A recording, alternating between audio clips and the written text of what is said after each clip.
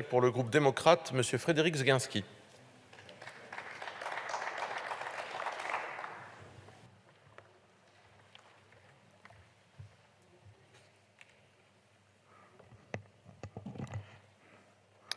Merci Monsieur le Président, Monsieur le Ministre, Monsieur le Président de la Commission des Affaires étrangères, Monsieur le rapporteur, chers collègues.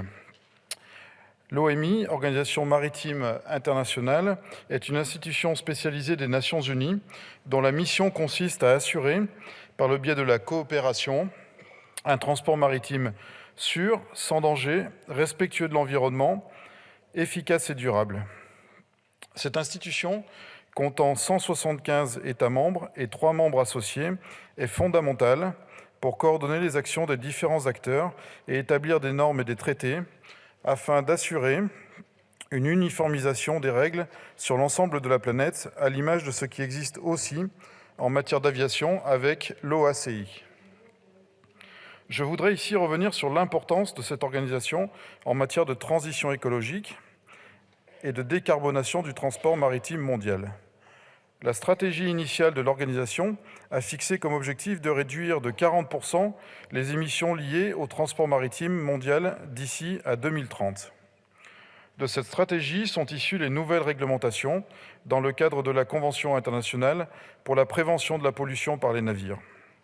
En effet, depuis le 1er janvier 2023, l'OMI est désormais amenée à noter tous les navires selon leur intensité carbone et pourra les contraindre à l'avenir à prendre des mesures pour réduire celle-ci. Ainsi, les armateurs seront poussés à la sobriété et également contraints à l'innovation concernant le carburant qu'ils utiliseront et la structure qu'ils choisiront pour leurs navires. De nombreuses entreprises françaises sont en première ligne pour accompagner cette décarbonation du secteur maritime, à l'image du projet Canopée, qui transportera des éléments en Guyane pour Arianespace. Nous devons ainsi nous féliciter de l'évolution intelligente de la réglementation internationale issue de l'OMI, preuve que la coopération est plus que nécessaire dans ces secteurs essentiels.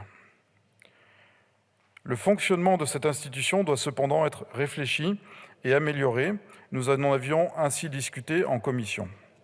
En effet, les amendements à la Convention portant création de l'organisation sont essentiels afin de relancer cette institution et inciter d'autres États à y adhérer.